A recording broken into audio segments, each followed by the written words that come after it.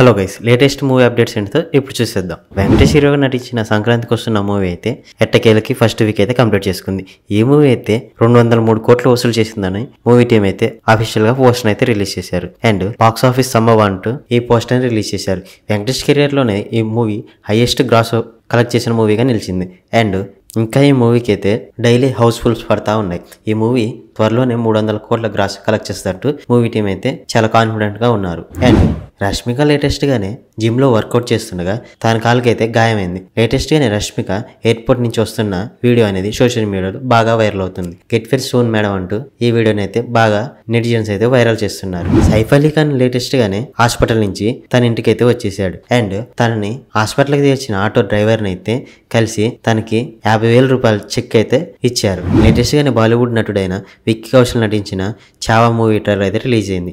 ఈ ట్రైలర్ అయితే శివాజీ మహారాజ్ బయోపిక్ గా తెరకెక్కుతుంది. అండ్ ఈ మూవీ ట్రైలర్ అయితే చాలా గ్రాండ్ గా విజువల్స్ తో చాలా అంటే చాలా బాగుంది. ఈ మూవీలో విక్కీ కౌశల్ కి జోడీగా రష్మిక అయితే నటిస్తుంది. అండ్ ఈ మూవీ వచ్చేసి February 14 వరల్డ్ వైడ్ గా గ్రాండ్ గా రిలీజ్ అవుతుంది. లేటెస్ట్ గానే అనుపమ పరమేశ్వరన్ నటించిన పరదా మూవీ టీజర్ అయితే రిలీజ్ అయింది. ఈ మూవీలో అనుపమ అయితే చాలా డిఫరెంట్ రోల్ లో చేస్తుంది. అండ్ టీజర్ అయితే మంచిగా ఆకట్టుకుంటుంది. ఈ టీజర్ మీరు ఇంకా చూడకపోతే దీని మీద కూడా ఒక లుక్ వేయండి. అలాగే ఇలాంటి లేటెస్ట్ మూవీ అప్డేట్స్ కోసం ఈ వీడియోకి లైక్ చేసి మన ఛానల్ సబ్స్క్రైబ్ చేయండి.